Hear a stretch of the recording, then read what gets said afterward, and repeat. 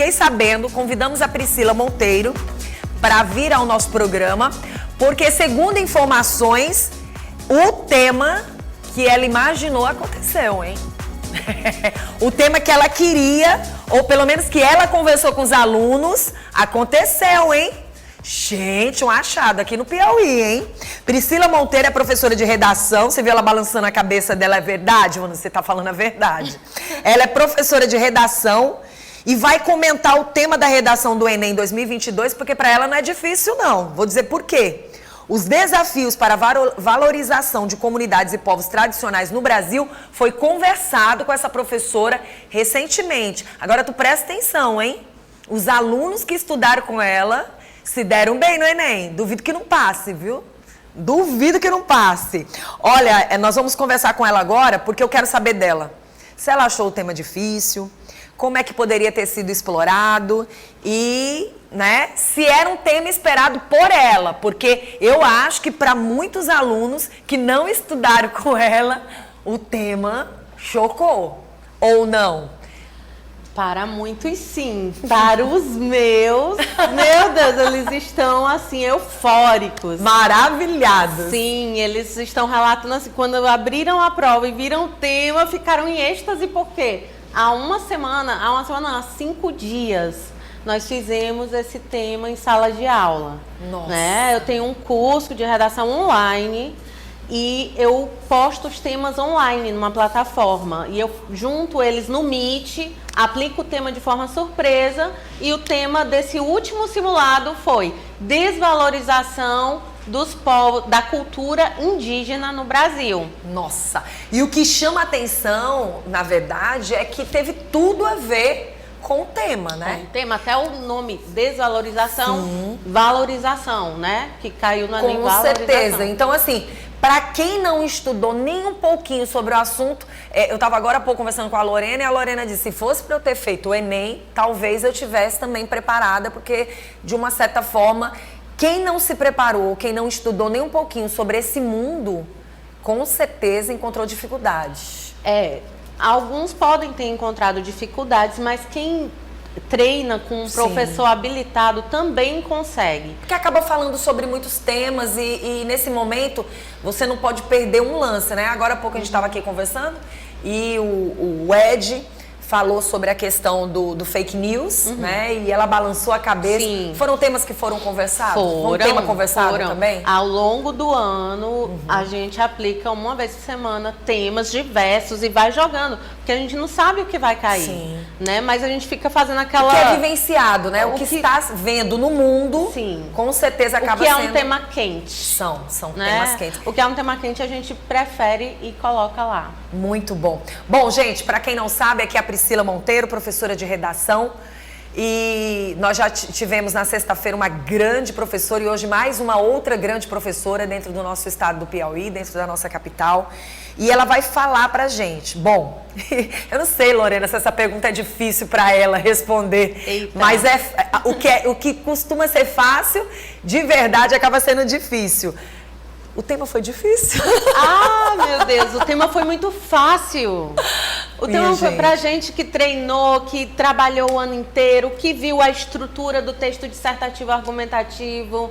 O grande lance é saber o que colocar na introdução, é saber o que colocar no desenvolvimento 1, no desenvolvimento 2 e na conclusão. E a gente estuda isso intensamente durante o ano, ensina o aluno a estudar ali os textos motivadores, a interpretar os textos motivadores e mesmo que ele não conheça sobre o tema a partir dos textos motivadores, ele consegue desenvolver com técnicas que a gente ensina. O que a gente observa é que o tema foi interessante, foi um tema que você bateu na tecla, né?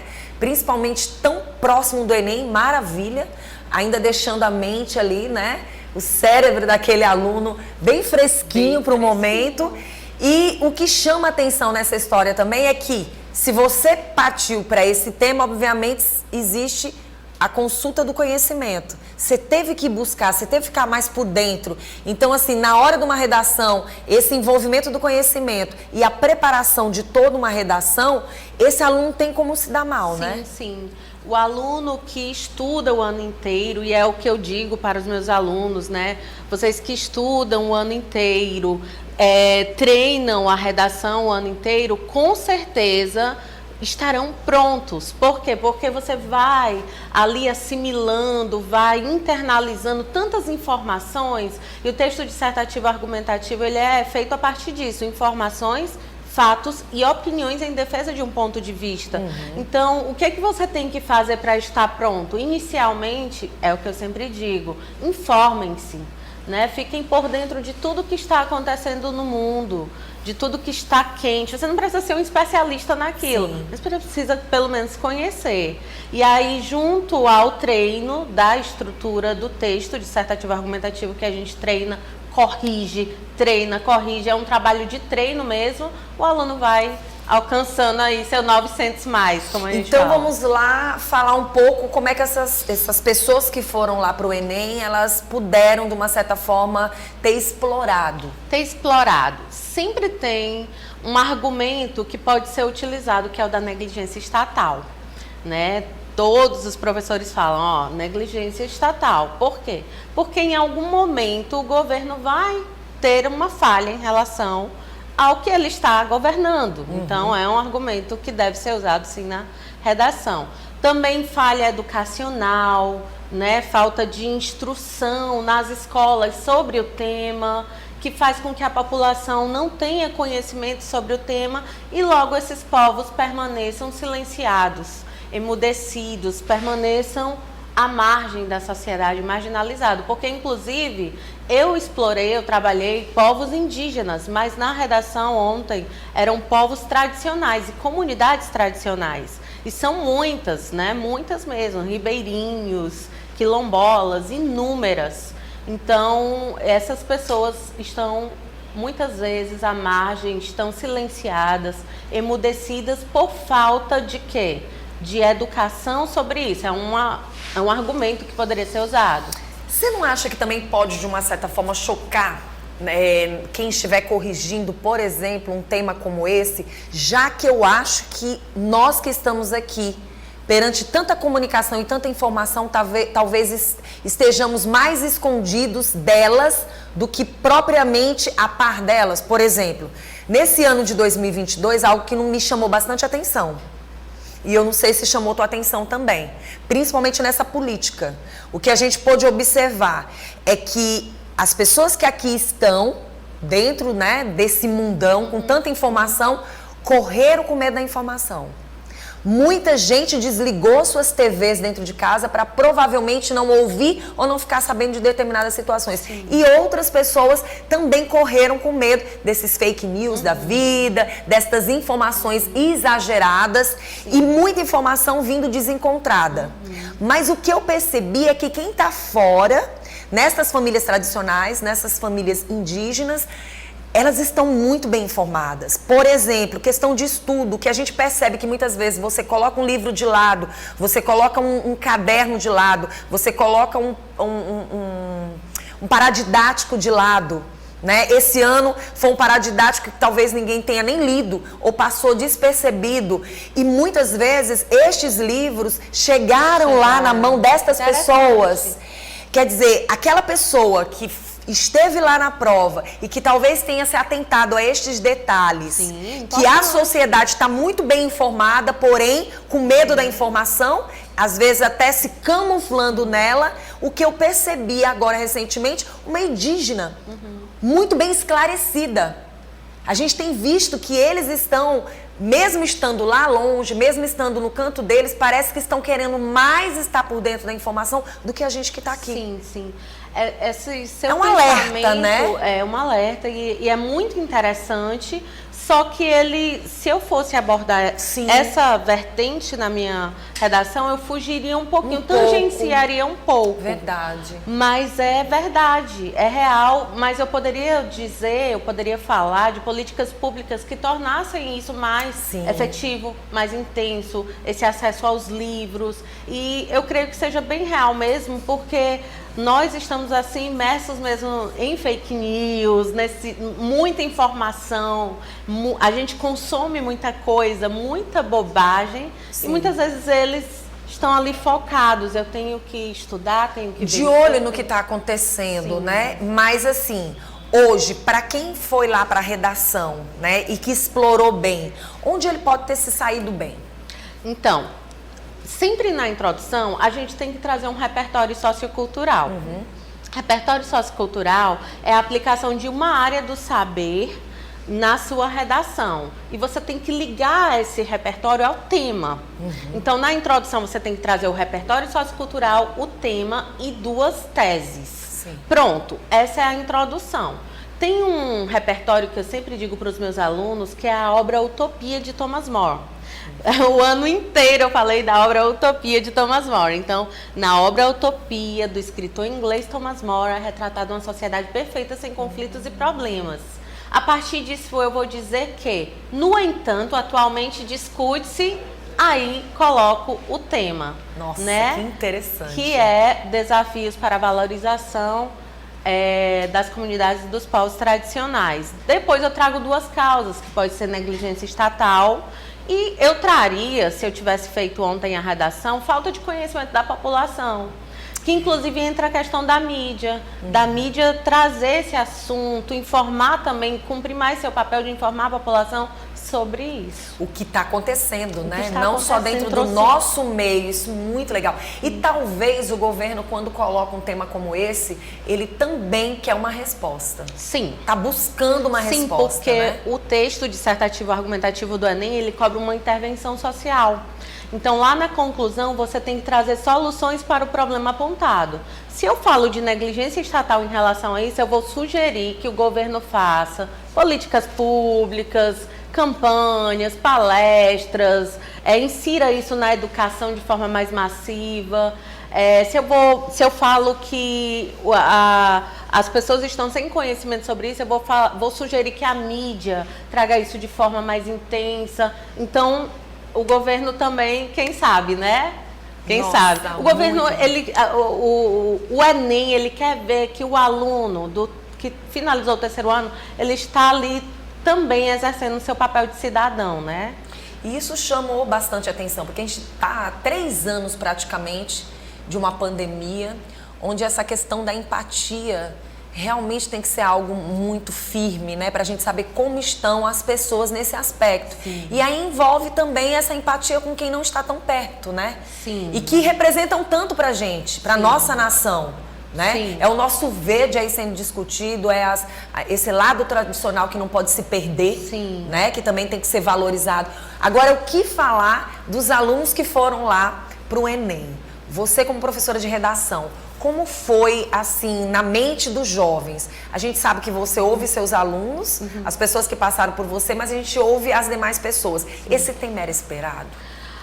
Esse tema era esperado, assim, eu estou em contato com muita gente que está se preparando, né? Então, essas pessoas que estão em cursinhos, estão sendo acompanhadas por profissionais, eles contavam com essa possibilidade.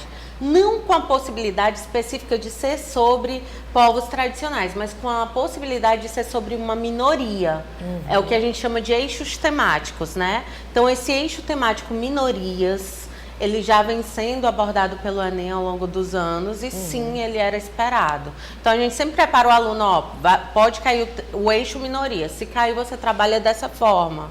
E aí, você só insere ali aspectos do texto motivador, que já vão te trazer informações e fica legal. Aproveitando esse momento, eu queria que você chamasse a atenção de quem está assistindo o nosso programa hoje e principalmente dos nossos professores dentro do Brasil. Porque a gente sabe que vocês são profissionais que se dedicaram nessa especialidade de ficar mais próximo daquelas pessoas que vão para o Enem, que vão para os cursinhos, que vão fazer concurso, né? Para as pessoas que verdadeiramente querem alcançar algo a mais além dos estudos, né? Mas quer chegar a ter um propósito muito maior, porque a gente sabe que quem se especializa tem que estar todo dia estudando, para não ficar parado no tempo. O que alertar relacionado a essas pessoas que estão aí assistindo nosso programa? Porque Enem é todo ano, provas acontecem de meio e meio ano, e é importante chamar a atenção da população, dos jovens, né? Gente, pra onde é que eu falo? Pra cá. Pra cá. Gente, estudem, vale a pena. Se você não foi bem esse ano, se você acha que não foi bem, que não estudou o suficiente, começa de novo. Ó, temos um ano aí, 2023 todo, né? Uma página em branco para você escrever. Vale a pena. Você talvez comece com uma nota baixa. Insista, que nem um treino de academia, né? Eu sempre comparo isso, porque eu tenho alunos que malham, são sarados, mas não foi do dia para a noite. Então, é um treino que você vai fazendo gradativamente, vai seguindo, vai evoluindo. E no fim, quando a gente chega num dia como o de ontem, a gente pode comemorar, vale a pena, tudo valeu a pena, né? Tem até uma música do Cidade Negra que fala assim: você não sabe o quanto eu caminhei para chegar até aqui. Percorri milhas e milhas antes de dormir, eu não cochilei, né? Mas cheguei. Então, vale a pena, estude, se especialize, se informe. Fique aqui ligado, né, no programa da Vanusa, que sempre vai trazer muitas informações. E qualquer coisa, eu estou à disposição. Posso deixar meu arroba? Deve! @pricontextualizando lá no Instagram e no YouTube. Maravilhosa, né, gente? Só traz essas professoras fantásticas e, assim, a gente quer agradecer muito a vocês, dizer que a educação dentro do nosso estado do Piauí, apesar de tudo que acontece no país, tá de parabéns. A gente sabe que aqui a gente tem... Eu vivo falando isso aqui no programa. Os melhores profissionais estão aqui dentro do nosso estado do Piauí.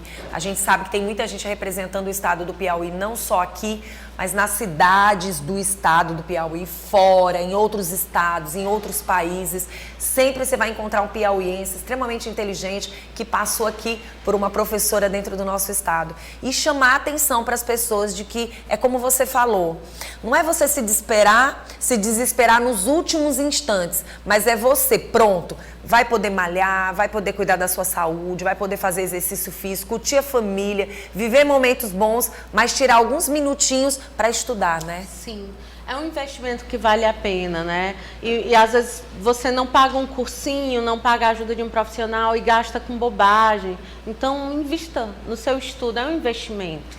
E olha, tem muita gente que deixa para estudar depois que já não tem mais nem vista boa para enxergar as coisas. Então aproveite enquanto você é jovem, que você tem a oportunidade de curtir, viver, brincar, mas também ter um tempinho, porque o futuro vai estar nas tuas mãos e você vai agradecer. Olha o que eu conquistei por várias vezes, que eu não quis fazer algo, mas que foi tão importante para minha vida, né?